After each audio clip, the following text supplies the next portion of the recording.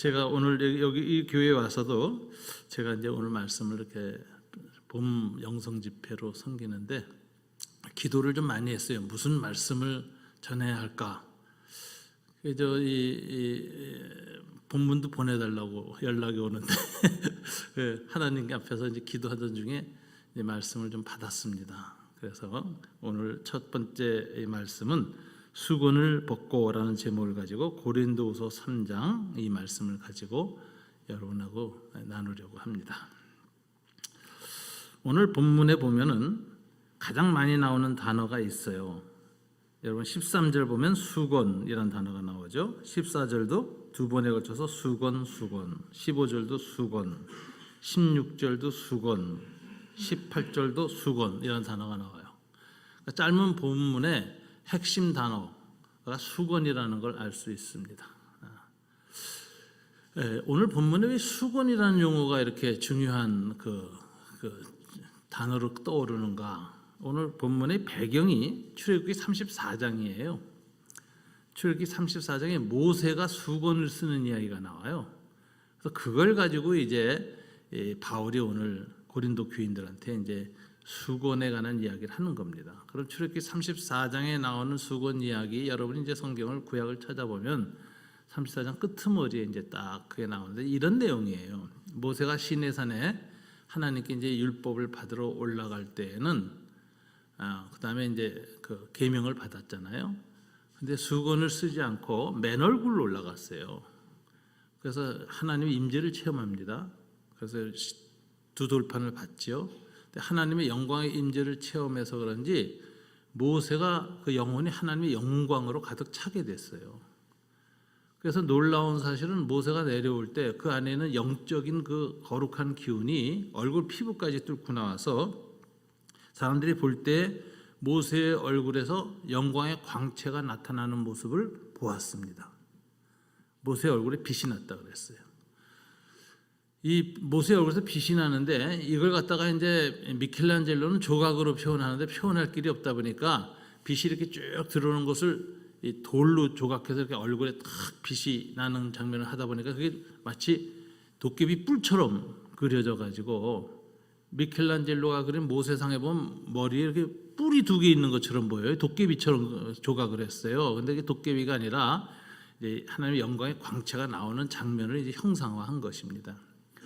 근데 그 영광의 광채를 볼 때 이스라엘 백성이 두려워했다 그래요. 가까이 못했다. 왜냐하면 이제 죄인이 거룩한 하나님의 빛을 쬐면은 두려움이 먼저 생기거든요. 그래서 가까이 못하니까 모세가 괜찮다, 가까이 오라. 그래서 이제 오니까 아무 일이 없었어요. 그래서 그 광채 얼굴에서 빛이 나는 상황 속에서 두 돌판과 계명을 쫙 가르칩니다. 그러니까 이제 이스라엘 백성이 모세의 얼굴에 나는 광채, 거룩한 빛을 쬐면서 말씀을 받으니까 얼마나 그 감동이 있었겠습니까? 그래가지고서는 큰 감동 가운데 율법을 받았습니다. 이제 그 다음에 행동이 특이해요. 모세가 말씀 강론이 끝나고 나니까 얼굴에다 수건을 턱 썼어요. 그리고 내내 쓰고 다니는 거예요. 그래서 언제 수건을 벗는가 했더니 그 34장에 보니까 지성소에 들어갈 때, 성막의 지성소에 들어갈 때는 수건을 벗고 들어가.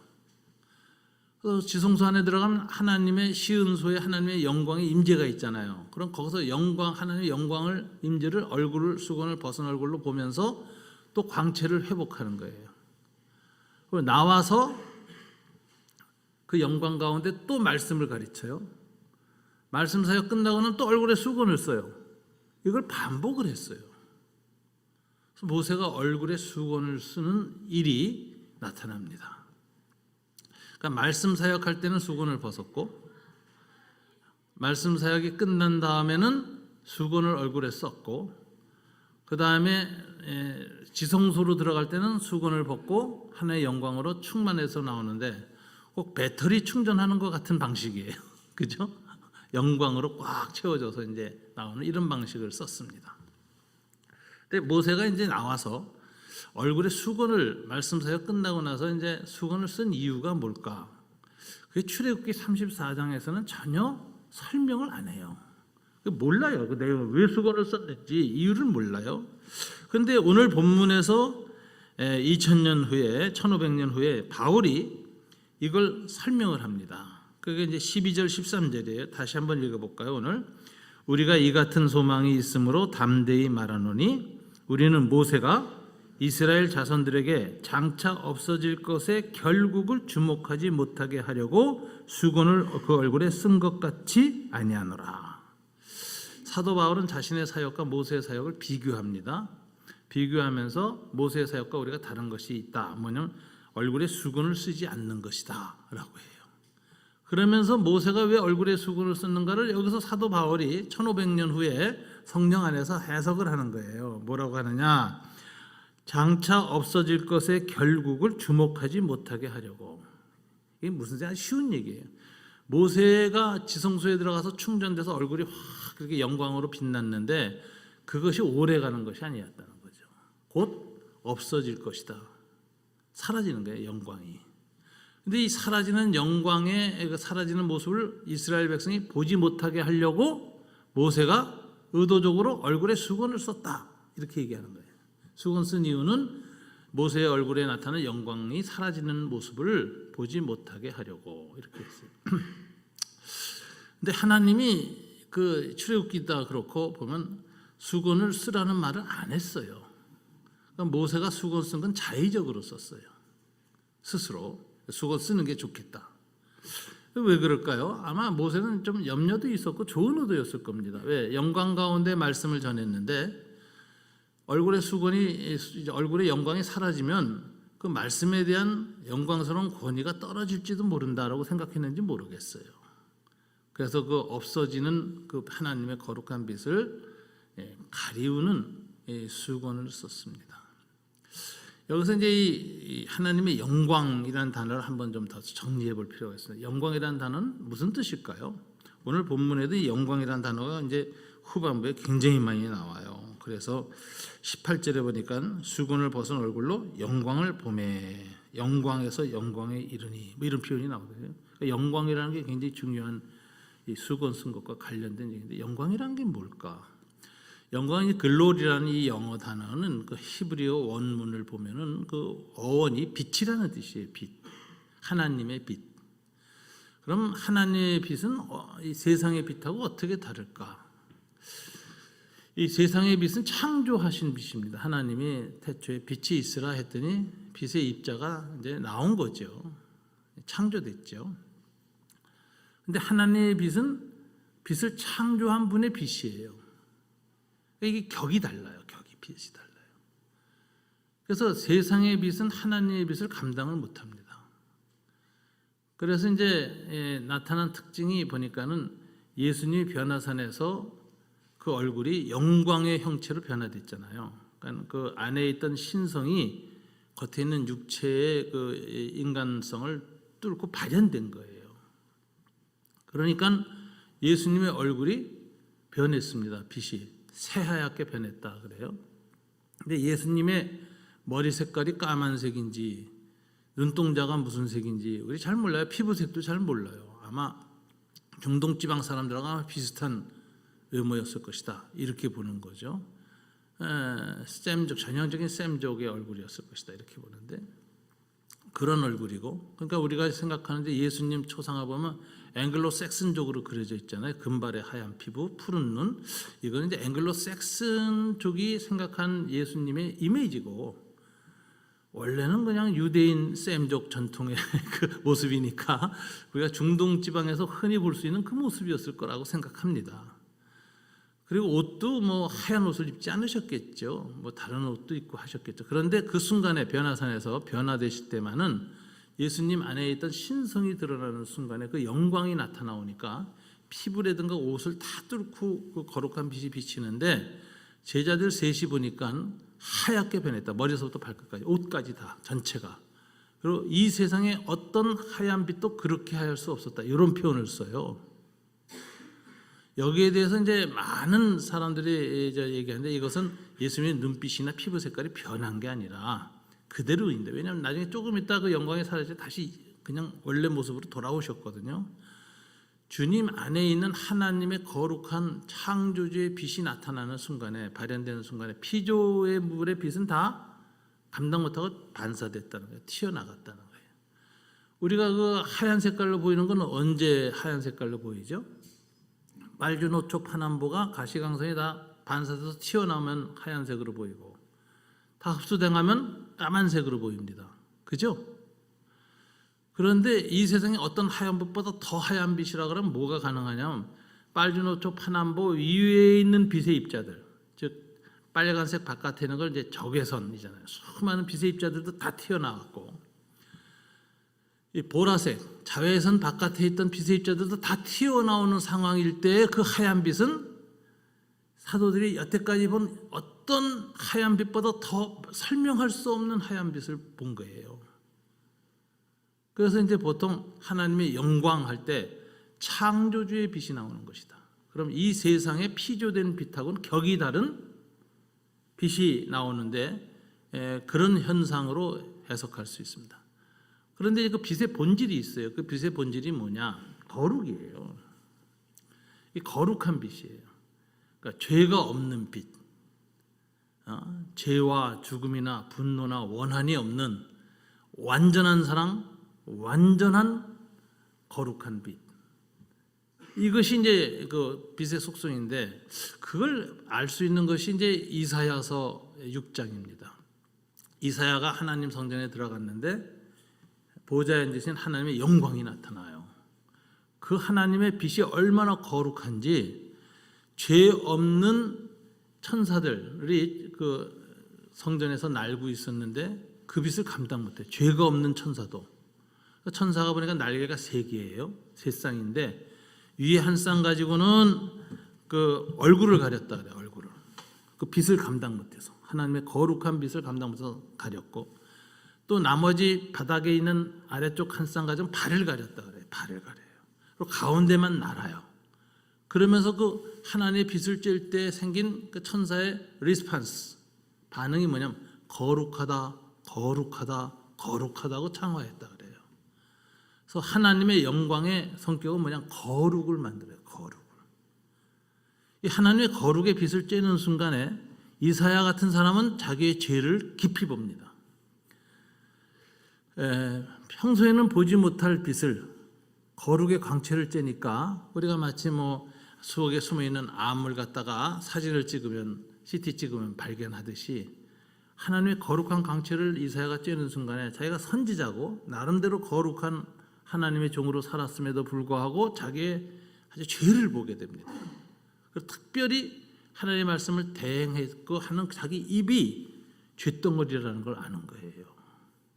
그래서 화로다 나요, 내가 죽게 되었다라고 막 비명을 지르니까, 그때 천사가 스랍이 불을 들고 탁 와가지고 이사야의 입을 지지는 순간에 그 죄가 딱 사라지죠. 그래서 죄가 정화되는 겁니다. 그러니까 정화되고 나니까 이제 하나님의 궁전에 들어와서 이제 어전에 들어가는 거죠. 그래서 하나님이 누가 나를 위하여 이스라엘 백성에게 갈고 할 때 바로 이 이사야가 종이 여기 있나이다, 나를 보내소서. 이 말하자면 이제 그 하나님 앞에 그 순종하는 모습을 보여. 그래가지고 다시 선지자로 이스라엘에게 가는 이런 그 모습인데, 그 이제 하나님의 어전 회의에 참여했다 하는 유명한 그 이사야의 비전입니다. 환상이었어요. 근데 거기에서 아주 인상 깊은 것은 하나님의 영광이에요. 거룩한 빛이 나오니까 죄 있는 인간인 이사야는 자기 숨겨졌던 죄가 그대로 드러나는 체험을 했고, 그 다음에 죄 없는 천사들조차도 이 한 창조주와는 격이 다른 상태 속에서 그 빛을 감당을 못해서 발을 감추고 얼굴을 감췄다, 이렇게 얘기하고, 그 빛을 쬐면서 이 천사들이 드러낸 반응은 거룩, 거룩, 거룩이다. 그래서 하나님의 빛의 본질은 거룩이다 라는 것을 성경에서 얘기를 합니다. 이게 하나님의 영광이에요. 영광. 근데 모세가 얼굴에 시내산에서 하나님의 영광의 임재를 하고 나서 내려올 때 그 빛이 나타난 거예요. 이제 모세는 발광체가 이제 예수님 스스로 그 안에서 빛이 나타나는 하나님이시지만, 모세나 우리들은 다 반사체입니다. 그래서 하나님의 영광을 드러내라. 그러니까 이제 비추라는 거예요. 하나님으로부터 그 빛을 받아서 반사체를 행하라. 그리하여서 선한 일을 함으로 다른 사람들이 너에게 하나님께 영광을 돌리게 하라. 이게 다 이제 스스로 빛을 내는 존재가 아니라 주님으로부터 빛을 받아서 반사하는 삶을 사는 것. 이게 하나님께 영광을 돌리는 삶이다. 예수님이 산상복음에서 이제 그렇게 가르치셨어요. 그렇게 해서 하나님께 선한 일을 행하여 영광을 돌리게 하라. 그렇게 이제 그 영광이라는 개념을 이제 우리가 성경을 통해서 알게 되는데, 창조주의 빛이요, 빛을 만드신 분의 빛이요, 그리고 그 빛의 본질은 사랑과 거룩이다. 그래서 그 빛을 체험한 사람들은 사랑으로 충만하게 되고 죄가 다 사라지는 거룩의 체험을 하게 되고, 그래서 이제 하나님 앞에만 영혼이 마치 새로워지는 체험을 한다는 것이죠. 그래서 이 영광의 광채를 쬐는다는 것 참 귀한 하나님의 은혜입니다. 근데 모세가 이제 그걸 체험했어요. 그래가지고 모세는 이제 그것을 갖고 내려왔는데, 이 영광이 오래 가면 좋은데 모세도 말하는 스스로 발광체가 아니거든.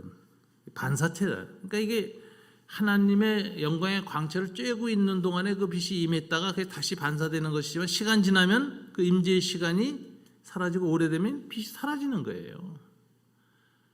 근데 이제 모세가 그게 안타까웠나 봐요. 사라지는 모습을 보지 못하게 하려고 그 얼굴에 수건을 썼다. 오늘 사도 바울이 그렇게 말합니다. 13절. 자, 여기서 우리는 구약의 율법의 영광이란 뭐냐? 모세를 통해서 하나님이 이스라엘에게 율법을 베푸실 때 영광을 주셨잖아요.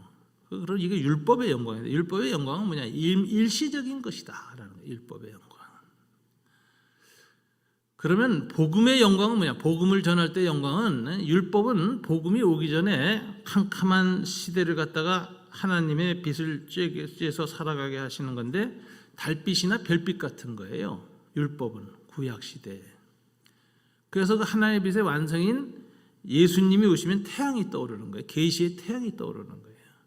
태양이 뜨면 달빛과 별빛이 다 그 빛을 잃어버립니다. 그래서 이 율법은 일시적인 것이고 영원한 것은 복음의 영광이다. 이런 관점을 사도 바울이 갖고 있어요. 그래서 오늘 본문의 앞에 아주 그 어려운 말을 하는데, 이제 이걸 알고 나서 들으면 아주 쉽게 알 수가 있습니다. 뭐라고 하냐면은 그 앞에 7절을 보시면, 돌에 써서 새긴 죽게 하는 율법 조문의 직분, 이게 맞아 모세의 직분이었어요. 율법을 가르치는 직분이. 영광이 있었죠. 직분도 영광이 있어. 이스라엘 자손들은 모세의 얼굴에 없어질 영광 때문에도 그 얼굴을 주목하지 못하였거늘. 여기서도 모세의 얼굴의 영광은 없어질 영광이라 그래요. 일시적으로 임했던 영광이에요. 그런데도 그것을 이스라엘 백성이 보지 못했다. 왜 그렇죠? 거룩하기 때문에. 죄 가운데 있는 인간들이 보질 못했다. 그러면서 8절에 보면 비교를 합니다. 모세의 율법의 직분과 사도 바울의 복음의 직분을 비교해요. 하물며 영의 직분은 더욱 영광이 있지 아니하겠느냐, 이렇게 얘기합니다. 그래서 정죄하는 직분도 영광이 있은즉, 정죄의 직분은 율법을 통해서 무엇이 죄인가를 깨닫게 하는 거잖아요. 그리고 죄를 범하면 사망이라는 걸 드러내는 게 율법의 역할이거든요. 율법의 역할. 율법의 직분도 영광이 있었어요. 모세에게 영광이 나타났어요. 그러나 그 죄를 사해주고 용서해주소 다시 하나님의 의를 회복하게 해주는 의의 직분, 그리스도의 십자가의 의를 드러내는 직분은 영광이 더욱 넘치리라. 이렇게 비교를 하는 거예요. 영광되었던 것, 율법이 더 큰 영광으로 말미암아 복음의 영광. 그러니까 이게 달빛이나 별빛이 더 큰 영광, 복음의 영광, 태양이 떠오름으로 말미암아 이에 영광될 것이 없으니 없어질 것도 영광으로 말미암았은즉 길이 있을 것은 더욱 영광 가운데 있느니라. 율법도 없어질 영광이지만 영광으로 말미암아서 시작된 일인데, 우리에게 임하는 복음은 길이 있을 것이다. 그래서 우리의 사역은 더욱 영광 가운데 행하는 사역이다. 그래서 복음을 전파하는 사역은 영광 가운데 있는 것이다. 이야기를 하는 거예요. 이렇게 이해하고 들으니까 쉽죠. 이 본문이 굉장히 그냥 덕덕 들으면 해석이 잘 안 되는 본문이에요. 그러면서 이제 12절에 우리가 이 같은 소망이 있으므로, 그러니까 이제 사도 바울은 우리 사도들은 모세하고는 다른 차원의 영원한 영광의 직분이라는 소망이 있으므로 담대하게 내가 증거한다. 그러면서 우리는 모세처럼 얼굴에 수건을 쓰지 않는다. 모세는 왜 얼굴에 수건을 썼어요? 없어질 것이니까. 근데 우리에게 있는 이 복음의 영광은 영원한 것이기 때문에 수건을 쓸 필요가 없다. 이걸 내가 아주 담대하게 말한다. 이렇게 얘기를 해요. 이 수건을 쓰지 않는다라고 해요. 그런데 이제 14절에 보면 현실이에요. 14절 15절 한번 다시 읽어볼까요? 시작. 그러나 그들의 마음이 완고하여 오늘까지도 구약을 읽을 때에 그 수건이 벗겨지지 아니하고 있으니 그 수건은 그리스도 안에서 없어질 것이라. 오늘까지 모세의 글을 읽을 때에 수건이 그 마음을 덮었도다. 이게 모세는 좋은 의도로 얼굴에 수건을 썼는데 이게 역작용을 일으켰어요. 이스라엘 백성의 마음을 그 수건이 가서 덮어버렸어. 그래서 오늘까지 모세의 글을 읽을 때 수건이 그 마음을 덮었도다. 이 수건이 뭘 의미하는 걸까요? 이 바울이 복음을 전할 때 평생 괴롭힌 세력이 있습니다. 이게 율법주의 세력이에요. 율법주의라고 하는 수건이 덮인 거예요. 율법은 영광스러운 것인데 율법주의는 문제가 있어요. 율법의 한계를 인정 안 하는 게 율법주의예요. 율법의 영광이 일시적이라는 걸 인정 안 하는 거예요. 그래서 율법을 가진 율법주의자들이 복음의 영광이 왔는데도 그걸 인정 안 해. 그리고 계속 복음을 핍박하는 거예요. 예수님도 핍박하고 사도들도 핍박하고 사도의 복음전을 쫓아가서 반대하고 이 상황을 놓고 사도 바울의 주후 1세기 성교 상황에서 가장 큰 대적은 율법주의 세력이었습니다. 그런데 이 사람들의 마음 상태를 오늘 살피는 게 14절. 그러나 그들의 마음이 완고하여 오늘까지도 구약을 읽을 때 뭐가 벗겨지지 않았어요? 모세의 그 율법주의 수건이 벗겨지지 않았다. 그 수건은 그리스도 안에서 없어질 것이다. 주님이 오시면 사라져야 될 거예요. 오늘까지 모세의 글을 읽을 때 수건이 그 마음을 덮었도다. 자, 초대교회 때에는 율법주의라는 이 어떤 편견이라든가 어떤 생각의 수건이 복음의 영광을 가로막았습니다. 여러분, 이 본문을 보면서 한번 적용을 한번 해봐야 돼요. 오늘날 우리들에게는 그런 수건이 없는가? 저는 수건이 여전히 있다고 생각해요.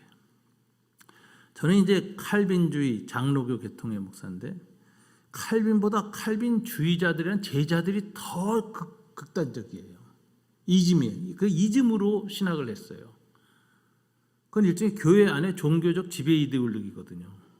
그래서 그거 어긋나면 사형시키고 화형시키고 이랬단 말이에요. 그러니까 이제 율법주의뿐만 아니라 수많은 신학의 이즘이 수건이 우리한테는 있어요. 그래서 교파끼리 싸우는 거예요. 서로 죽이고 내쫓고 화형시키고. 그래서 유명한 얘기가 있어요. 칼빈이 천국 가서 이렇게 말한대요. I am not Calvinist. 이게 수건이에요. 수건. 신학적 수건이 다 있어요. 그런데 이제 신학적 수건만 있습니까? 우리의 살아온 경험이 수건이 됩니다. 그래서 경험의 수건을 가지고 모든 상황을 봐요. 그리고 자기 상황, 경험에 맞는 사건만 받아들여.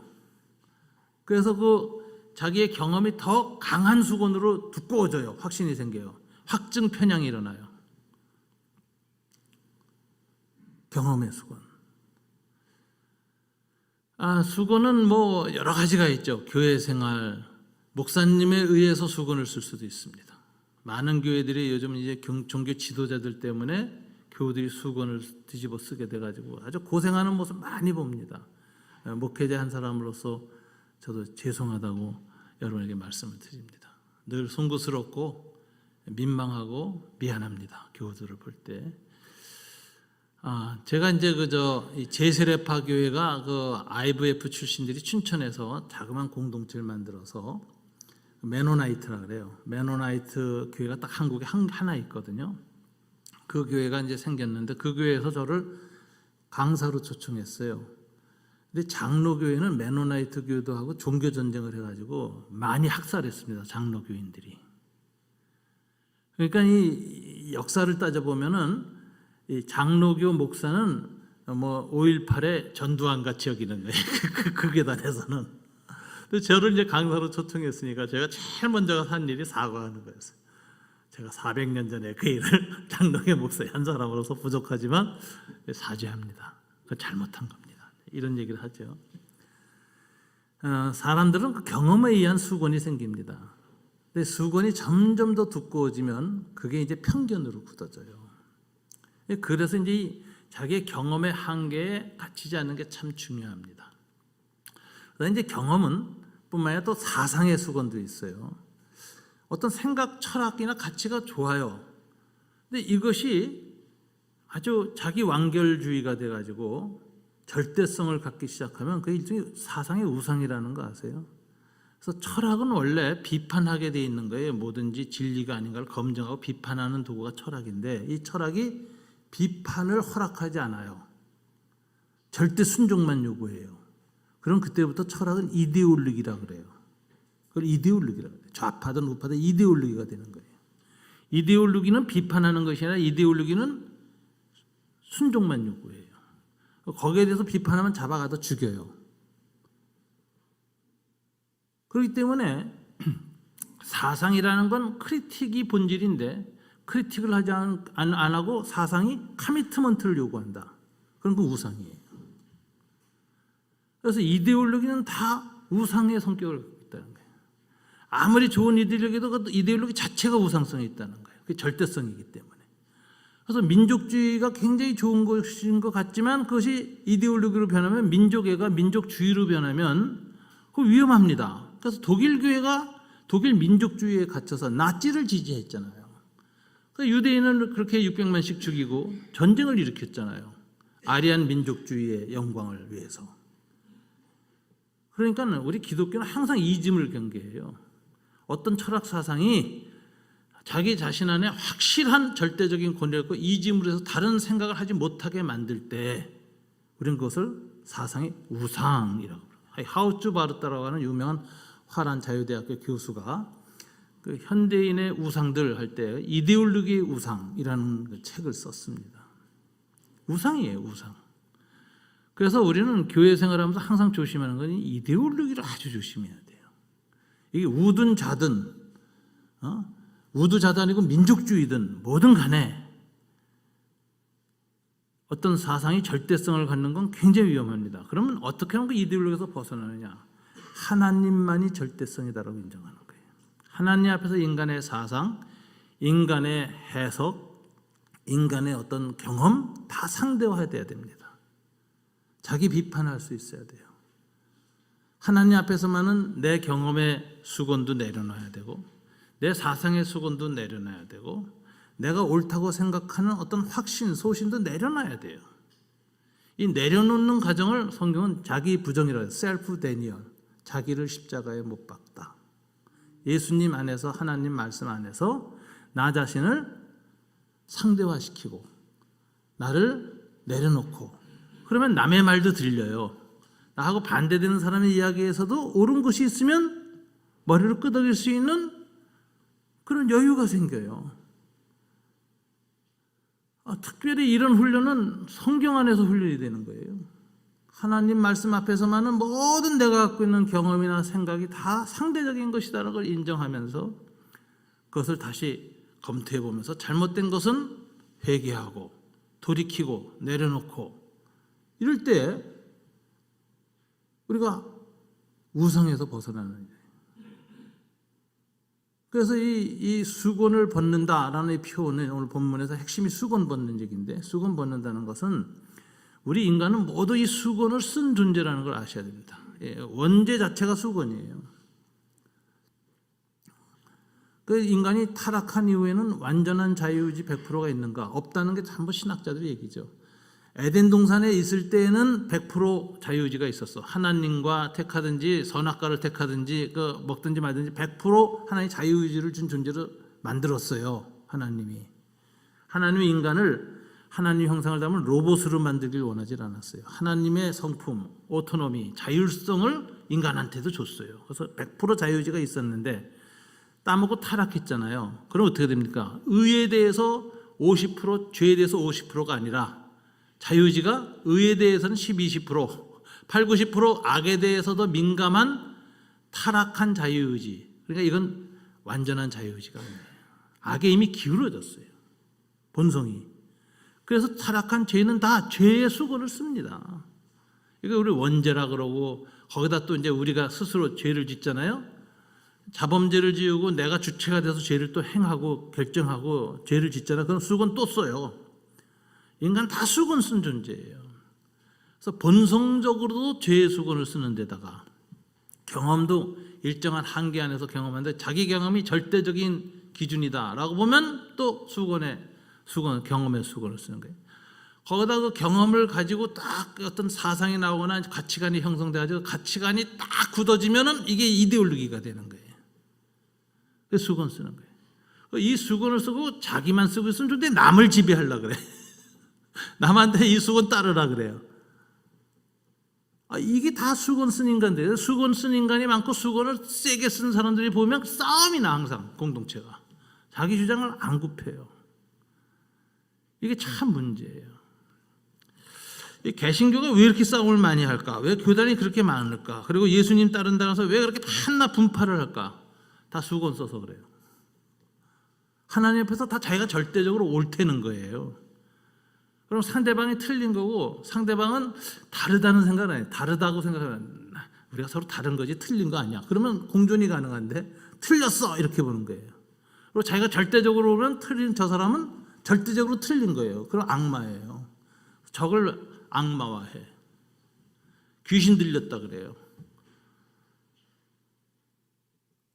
우리가 그 현실 속에서 나하고 생각이 다른 사람, 입장이 다른 사람을 사탄에 들린 것처럼 이렇게 악마로 해석을 하면요, 여긴 타협이 없습니다. 악마하고 타협할 수 없어요.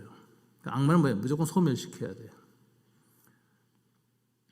그래서 상대방을 영적 증오, 정치적, 경험적, 철학적, 문화적 다른 것을 악마로 규정을 하고 그 다음에 마귀화하고 사탄으로 모는 순간에 영적 증오에 사로잡히면 거기에는 평화가 없습니다.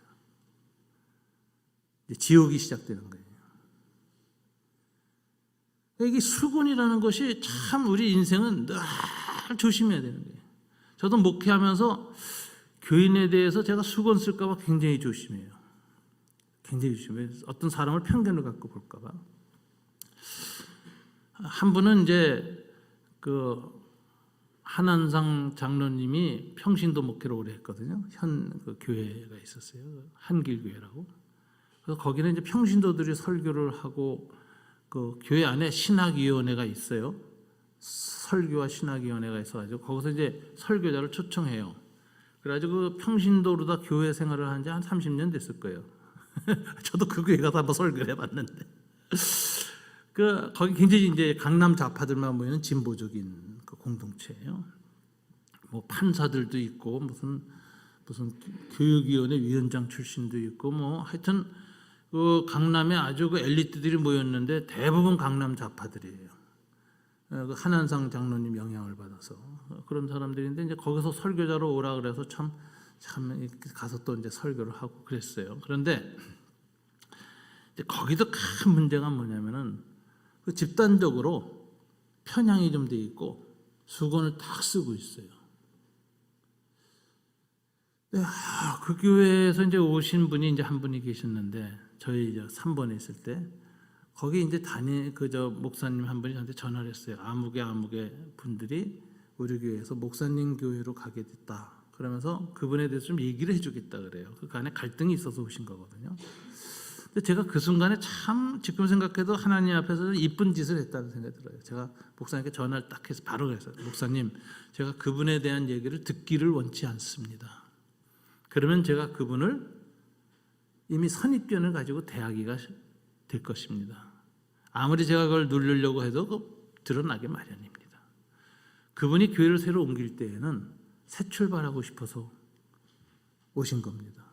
그럼 저도 전하고 상관없이 새로운 지금 모습부터 새로 출발하는 관계로 그분을 만나고 싶고 그분에 대한 생각이나 이런 것도 새로 시작하면서 내가 깨닫게 되길 원하지 과거의 일 가지고 그분을 알고 싶지 않습니다. 제가 이렇게 얘기를 했더니 그 목사님 알아들으시고 아유 알았습니다 목사님. 그리고 딱 끊으시더라고요. 그래서 그분하고 굉장히 그 후에 새로운 관계를 만들어 나가는데 아주 성공적으로 아주 좋은 관계를 만났던 것 같아요. 하여튼 우리가 이 수건을 쓰는 거 굉장히 조심해야 된다. 목회자도 교인들에 대한 선입견을 가지고 대할 수도 있고, 교인들도 목회자에 대한 선입견을 갖고 대할 수 있고, 교인끼리도 그래요. 다 수건을 쓰고 있어요. 자, 오늘 이 수건이라는 이야기를 좀 이렇게 적용까지 했습니다. 그러면 이제 가르침이 있어요. 14절 15절 다시 한번 읽습니다. 우리 현재 상태를 좀 염두에 두면서 시작. 그러나 그들의 마음이 완고하여 오늘까지도 구약을 읽을 때 그 수건이 벗겨지지 아니하고 있으니 그 수건은 그리스도 안에서 없어질 것이라. 오늘까지 모세의 글을 읽을 때 수건이 그 마음을 덮었도다. 자, 그런데 마음에 덮은 수건은 그럼 어떻게 사라지는가? 그걸 사도 바울이 말해요. 그게 16절 17절이에요. 다 같이 읽어볼까요? 그러나 언제든지 주께로 돌아가면 수건이 벗겨지리라. 주는 영이시니 주의 영이 계신 곳에는 자유가 있느니라. 여기서 이제 돌아가면 수건이 벗겨진다. 그런데 주께로라는 단어를 써요. 여기서 이제 예수께로라는 말도 안 쓰고 그리스도라는 말도 안 쓰고 의도적으로 주라는 단어를 씁니다. 이 큐리오스, 주라는 단어는 뭐냐면 그분 앞에 절대 주권을 인정하는 자세로 돌아가면, 내가 수건을 쓰고 있지만 이건 상대적인 내 판단과 내 한계고, 나를 판단하실 분은 오직 하나님 한 분이고 당신만이 로드, 주님이십니다. 그래서 주께로 돌아간다는 말은 뭐냐면은 내 생각, 내 경험 이걸 다 주님 앞에 내려놓습니다. 당신이 다시 한번 나를 정말 거룩하게 스캔해 주시고 깨우쳐 주시고 드러내 주시고 알게 해 주십시오. 이런 자세로 돌아가는 걸 주께로 돌아가면이라는 거예요. 로드십을 인정하라. 주되심을 인정하라. 하나님의 주되심을. 예수님은 자연인으로서 이름이 예수고, 그분이 이루신 일인 그리스도, 구원하신 일이고, 그분의 현재 신분은 나한테 주님이세요. 그러니까 로드십을 인정하고 주님께로 돌아가라. 예수를 그리스도로는 아는데 주님으로 인정하는 사람도 많습니다. 예수를 믿고 내 마음대로 사는 사람 참 많아요. 자기가 자기 인생의 주인인 사람 많아요. 예수님은 가끔 도와주는 분으로 찾아가고, 그게 아니라 주께로 돌아가라.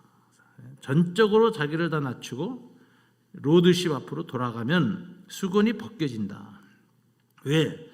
주는 영으로 임재하셔요. 주님이 3년 동안은 육체적으로 임재하셨지만 승천하시고 성령으로 오셨잖아요. 그래서 성령이 우리 안에 임재하실 때에는 수건이 벗겨지는 자유가 있느니라. 17절 이렇게 얘기했습니다. 그래서 우리 마음에 있는 수건을 어떻게 벗느냐, 이거 굉장히 중요합니다. 저도 이제 목회자로 살면서 제가 갖고 있는 잘못된 그 이미지나 이런 것들이 가장 많이 뒤집어 쓴 사람은 누구냐? 뭐 아내와 자식일 거라는 생각이 들어요. 그 아버지의 부족한 점이 수건이 돼서 자식의 마음을 덮어놓으면은 목회자도 안 믿죠, 우리 아들이. 그렇잖아요? 그래서 늘 자식 놓고 기도합니다. 주님, 제 힘으로는 못 벗깁니다. 내가 덮어놓은 수건입니다. 주님이 벗겨주세요. 기도를 열심히 해요. 참 그 기도가 하나님의 응답을 해주셔서 우리 아들이 점점 그 수건이 벗겨지고 아버지나 목회자들에서 아주 열린 마음으로 대하고, 그 다음에 뭐 헌금도 참 열심히 전심으로 하고 뭐 이러는 모습을 보면은 요즘 굉장히 기뻐요. 수건이 조금씩 벗겨져 가나 보다. 응? 이 수건 벗기는 일이 큰 일인데 이거 내 힘으로 못 벗긴다는 거예요. 내 의지로도 못 벗어요. 그리고 이제 수건은 또 때로는 귀신도 역사하는 거예요. 악한 영이 우리를 갖다가 망치려고 수건을 뒤집어 씌운 데다 더 그냥 강화제를 뿌려요. 그래서 아주 굳은 수건이 되어버리는 거예요. 그러면은 뭐 수건 벗기 힘들죠. 근데 수건을 벗지 못하면 어떤 생각이, 어떤 일이 일어나느냐. 14절을 보니까 그들의 마음이 완고하여 이렇게 돼 있어요. 여러분 그 인절미를 이렇게 보면 사람 마음은 인절미와 같다라고 이제 저희 교회 부목사님이 비유를 했는데 너무 좋은 비유라서 제가 아주 차용해서 자주 씁니다. 인절미 같은데 인절미가 굉장히 부드럽고 말랑말랑하잖아요. 근데 이놈이 굳어지고 나면 얼마나 딱딱해지는지 바위보다도 더 딱딱해요. 바위는 치면 깨지지 인절미는 깨지지도 않아요. 이거 부드럽게 할 방법이 없어요. 근데 어떻게 하면 부드러워지느냐? 여러분 잘 아시죠? 전자레인지에다 딱 넣고 2분만 돌리면 흐물흐물해집니다. 사람 마음이 그래요. 수건을 덮었으면 덮었은 부분이 완악해져요. 딱딱하게 인절미처럼 굳어져요. 이거 다른 방법으로 녹일 수가 없어요. 그런데 전자레인지에 들어가서 빛을 쨍 쬐는 순간에 다 녹아버리거든. 수건을 벗은 얼굴로 주님의 영광의 임재 가운데 들어가면 주님의 영광의 광채를 쬐는 순간에 다 부드러워지는 거예요. 그래서 내 마음이 완악해진 것 같다. 신앙생활을 하면서 이런저런 경험하다 보니 나도 모르게 어느 순간에 내 마음이 굉장히 완악해졌다. 굳어진 부분이 있다. 딱딱해진 부분이 있다. 고집세져가는 부분이 있다. 이런 현상이, 경화 현상이 내 마음에 일어났다고 생각하면은 그런 사람들은 빨리 주님의 임재를 체험하기 위해서 주님께 은혜를 구해야 합니다. 주님께로 겸허한 마음으로 돌아가면 주님의 영광, 주님의 임재, 성령으로 임재가 나타나면서 호련히 애쓰고 뜯는 게 아니에요. 저절로 없어져요. 저절로 수건이 사라져버려요. 자유롭게 돼요. 마음이 부드러워지고 온유해지고 겸손해지고 죄에 대해서 민감해지고 거룩에 대해서 깊은 감동이 있고 그 영혼이 참 하나님 원래 창조한 그 모습이 회복됩니다. 이게 이제 주께로 돌아간 그 수건이 벗겨지고 주의 영이시니 주의 영이 계신 곳에는 자유가 있느니라 이렇게 하는 거죠. 그래서 우리가 수건 때문에 내 마음이 완악해졌다. 교회 생활 오래 할수록 수건이 많이 씌워지고요. 또 신학이나 어떤 교파 논리 같은 것이 강해져도 그 종교 이데올로기 수건이 강해집니다. 목사들이 고집센 이유가 그거예요. 목사들이 자기가 불리해지면 나중에 신학들이 돼요. 아세요? 그게 아주 이데올로기이기 때문에 작동을 그렇게 해요. 굉장히 위험한 태도인데 그런 수건이 있고요. 또 목회자들하고 가까이 한 사람들이 수건을 많이 씁니다. 저는 평생 목회하면서 제가 성공한 목사가 되기 위해서 꼭 신경 써야 될 것, 가까이는 부목사들한테 내 수건 안 씌우는 것. 부목사들이 내 신앙을 리트머스라고 나는 생각해요. 동역자들, 후배들이. 그 다음에 교회 사무원, 특별히 재정 출납하고 하는 사무원에게 시험 들지 않게 하는 것. 애쓰고 노력해서 그런지 지금 우리 교회 그 사무 간사님이 이제 권사님 됐어요. 애가 3살인가 4살 때 우리 교회 사무원으로 왔는데 지금 저하고 20년이 넘었습니다. 근데 항상 조심해요, 저는. 교회에 돈 하나 쓰고 영수증 하나 쓸 때에도 저는 그 목회 활동비 가지고 누구하고 커피 사거나 밥 먹을 때 꼭 뒤에다가 누구하고 먹었다고 이름을 다 기록해요. 선교사님이나 교인들하고 먹은 것도. 영수증 꼭 첨부하고. 근데 그렇게 해야 시험이 안 될 거 아니에요. 그래서 나는 제가 주님께 칭찬받는 것은 가까이 날 섬기던 그분이 나 때문에 시험에 들지 않으면 내가 성공한 거다 이렇게 생각해요. 그 다음에 교회 사찰 집사님, 그분이 나 때문에 시험 안 들면 난 성공한 목사다 이렇게 생각해요. 아주 굉장히 그 부분에 민감합니다. 왜? 수건 씌워놓을까 봐 내가. 그리고 혹시 수건을 씌웠다 싶으면 저도 회개해요. 주님 앞에. 주님 용서해 주시고 수건 벗겨달라고. 그리고 내가 씌운 수건 내가 못 벗깁니다. 주님이 도와주세요. 주님이 그 수건 벗겨주세요. 중보기도 하고. 그렇게 하면서 수건을 벗기는 삶, 이게 그리스도인의 삶이라고 생각해요. 그게 자유에 이르는 길이에요. 주는 영이시니 영이 계신 곳에는 자유가 있느니라. 모든 편견, 모든 잘못된 내 경험들, 나의 확신들, 서로부터 자유롭게 이르는 길. 주님의 영의 임재를 체험하고 광채를 쬐면서 내 안에는 수건이 벗겨지는 일. 모세도 지성소로 들어갈 때에만 수건이 벗겨졌어요. 지성소에 들어갈 때 수건을 벗고 들어가려고 모세가 애썼어요. 우리도 마찬가지예요. 하나님의 영광을 볼 때 내가 어떤 전제나 어떤 선입견 없이 열린 마음으로 주님의 영광을 보게 해 주시옵소서. 나를 변화시키시고 나를 온유하게 하시고 온전케 회복시켜 주십시오. 이렇게 하는 것이죠. 자, 이걸 채면서 수건이 벗으면 어떤 일이 일어나냐. 18절 수건을 벗은 영혼의 결과예요. 18절 다 같이 읽어볼까요? 우리가 다 수건을 벗은 얼굴로 거울을 보는 것 같이 주의 영광을 보매 그와 같은 형상으로 변화하여 영광의 영광에 이르니 곧 주의 영으로 말미암음이라. 수건을 벗은 사람에게는 주의 영으로 말미암아라는 이 전치사는 수루예요.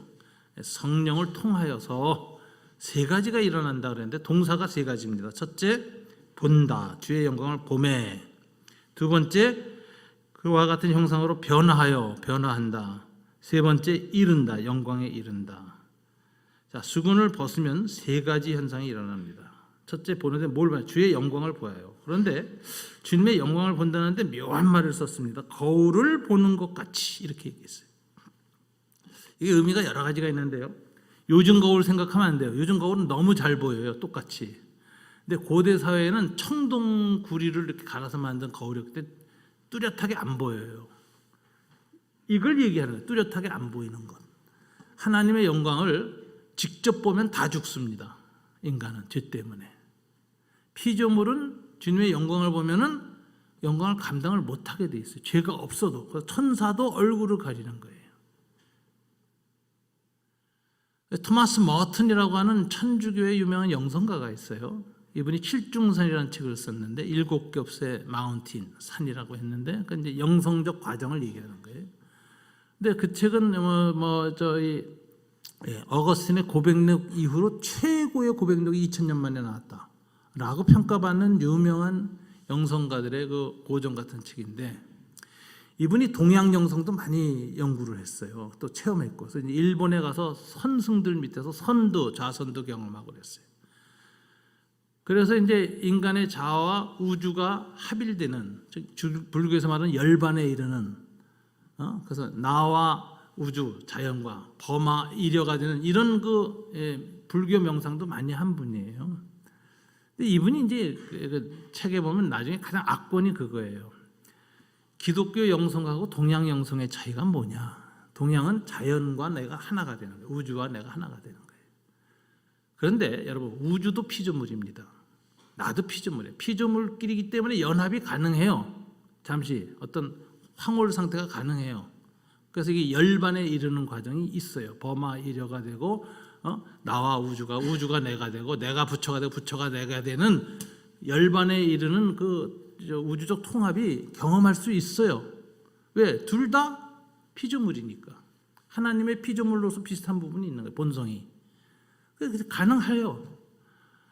그런데 둘 다 문제가 뭐냐면 인간은 우리 기독교 신앙에서는 타락한 죄에서 온전하지 못하고 피조 세계도 아담의 타락으로 인해서 썩어짐의 종로를 타는 상태에 있었어요. 온전한 피조물이 아니고 우리도 온전한 하나님의 형상을 가진 인간이 아니에요. 그러니까 부족한 것끼리 만나서 합의를 해봐야 부족한 게 나오는 거예요. 그게 한계예요. 피조물의 연합이라는 건 그게 한계다라는 거예요. 그런데 하나님과 연합이 되면 어떻게 돼요? 토마스 모티가 자기가 둘 다 체험해서 아는 거예요. 뭐라면 하나님의 영광을 참여하고 하나님과 연합되어지는 일을 참여하면은 주님이 내 안에 있고 내가 주님 안에 있는 신비한 연합, 그리스도 안에서의 하나님과의 거룩한 연합을 체험하는데 그 연합의 결과는 내가 신이 되고 신이 내가 되는 게 아니라 연합하면 연합할수록 하나님의 창조 되심이 더 강하게 드러나고 나의 피조물 되심이 더 분명해지기 때문에 나타난 결과가 경배로 나타난다. 이렇게. 예배가 회복된다는 거예요. 하나님을 체험하면. 불교 명상하면 내가 신 되고 신이 내가 돼. 그래서 도사가 되는 거예요. 도사. 근데 기독교 영성은 하나님의 신비를 체험하고 나면 죄는 다 용서받고 거룩한 자라 하더라도 여전히 무한히 격이 떨어지는 피조물이고 그분은 창조주라는 이 격차, 본질의 격차를 인식하고 거기서 나오는 반응은 뭐냐? 모든 피조물은 조물주께 영광을 돌리는 거예요. 경배하는 거예요. 그래서 요한계시록에 보면 21장에 보면 그 모든 피조물이 다 하나님께 경배를 하는 거예요. 그래서 진정한 영성이란 뭐냐? 하나님과의 체험한 사람의 첫 번째 특징은 예배의 회복이라고 그래요. 예배의 회복. 자기가 피조물이고 그분이 저물주시라는 걸 분명히 인식하게 돼서 주님을 경배하게 된다. 근데 이 하나님을 볼 때 이 피조물이 정면으로 보면은 큰일 납니다. 근데 신약 시대에는 성령 안에서 하나님의 영광을 보게 하는데 힐끗 보게 해요. 하나님께서 도와주셔서. 그게 뭐냐면 거울로 보는 것 같이라는 표현이에요. 청동 거울로 이렇게 보면은 형상이 좀 희미해요. 근데 힐끗 희미하게 영광을 보매. 성령이 임하셔서 우리의 죄를 다 용서하시고 우리 얼굴에 수건이 걷어지는 순간 하나님의 영광을 희미하게 본다. 봐요. 그럼 두 번째 결과는 영광을 보면 두 번째 그와 같은 형상으로 변화가 일어나요. 그 형상기억학금이라는 건 이제 아주 옛날에 이제 신소재로 소개됐었는데 이제 뭐 일반화됐죠. 그래서 이제 일정한 온도에서 이 형상을 회복하는 이런 물질이에요. 그걸 가지고 이제 그 철사줄을 얇게 꼬아서 양복 같은데 이제 이렇게 섞어서 짜면 체온 36도에 쫙 펴지게 돼 있어 원래 형상을. 그래서 링클 프리, 이 주름 지는 게 저절로 사라져. 입기만 하면 몸에 닿기만 하면 저절로 사라져. 주름이 펴져. 이게 이제 형상기억학금이라는 거 아니에요. 그래서 그 형상기억학금으로 장미를 만들었어요. 36도에서. 그랬다 이제 20도쯤 될 때 막 누르면 막 찌그러져서 그냥 고철덩어리 됩니다. 그냥 철사덩어리. 또 어떤 사람이 그걸 쓰레기통에서 주워가지고 가만히 쥐고 있다 보면 체온이 딱 36도 되는 순간에 갑자기 이 고철덩어리가 쫙 피면서 장미가 되는 거예요. 이게 형상기억학금이라는 거거든요. 우리가 바로 그렇습니다. 우리의 영혼은 하나님의 형상으로 창조됐어요. 이게 성령과 거룩함의 온도가 있으면 그 형상을 유지하는데 죄 짓고 차가워지고 굳어지고 딱딱해져가지고 사정없이 찌그러지고 깨지고 뒤틀리고 막 형상 다 잃어버렸어. 어떻게 그 형상을 다시 회복합니까? 망치를 가지고 두들기고 뭐 수선하고 해가지고 되지 않습니다. 오늘 한 말이죠. 주의 영광을 보매 성령 안에서 수건을 벗은 얼굴로 주님의 영광을 번쩍 쬐는 순간에 내 안에 이그러졌던 하나님의 형상이 다 피어 올라오는 겁니다. 회복이 되는 거예요. 영성의 회복이죠. 영성의 회복. 변화하여. 그 다음에 영광에서 영광에 이르니 세 번째예요. 보고 변화하여 영광에 이른다. 영광에서 영광은 from glory to glory 점점 더 거룩한 빛이 강해지는 거예요. 우리 전기 담아도 10와트짜리 있고 20와트짜리 100와트짜리 있어요. 100와트로 갈수록 더 빛이 나죠. 똑같습니다. 하나님의 영광을 힐끗 보고 내가 형상이 회복된 다음에 그 회복된 형상 가운데서 계속 성령 안에서 거룩하게 머무름이 일어나면 거룩한 빛이 점점 강하게 나타나요. 영광에서 영광으로 가요. 그래서 하나님의 형상을 회복하고 하나님의 영광을 드러내고 나를 보는 사람들이 하나님께 영광을 돌리게 되는 일이 일어난다. 사도 바울은 우리가 회복이 어떻게 가능하냐 하는 얘기하는데 바로 수건을 벗고 주의 영광의 임재를 체험하면 변화가 일어나고 그 다음에 점점 더 거룩한 빛으로 충만해진다. 그래서 싸움은 뭐냐면 수건 벗는 것. 두 번째 수건을 벗은 상태에서 주님의 영광의 임재, 성령의 임재를 체험하는 것. 세 번째 뭐예요? 그 가운데서 오래 머무는 거예요. 그래서 거룩하게 머무는 시간이 길어져야 돼요. 깊어져야 돼요. 그래야 영광에서 영광으로 계속 나아갈 수 있어요. 머무는 시간이 줄어들면 지성소에 머물고 나오면 시간 지나면 영광이 꺼지는 거예요. 모세도 우리도 같아요. 그래서 늘 지성소에서 성령의 임재를 체험하는 일을 반복해서 많이 되도록 오래 머물 때 영광에서 영광에 이른다. 참 주님은 우리의 그 빛을 보실 겁니다. 제가 10와트짜리인지 20와트짜리인지 100와트짜리인지 마귀도 알아요. 그래서 빛이 가물가물하면 마귀가 와서 곧 꺼지면 내가 가서 태클을 건다. 시험을 하는 거예요. 시험에 걸려요. 그래서 예수님 뭐라 하세요? 제자들한테 야, 시험에 걸지 않게 깨어 기도하라. 기도하면 하나님의 거룩한 빛이 있어서 마귀가 못 와요. 안 와요. 시험 걸릴 일이 안 생겨요. 기도 안 하면 여지없이 마귀는 전혀 지금쯤 가서 태클 가면 저 여지없이 넘어진다. 아는 거예요.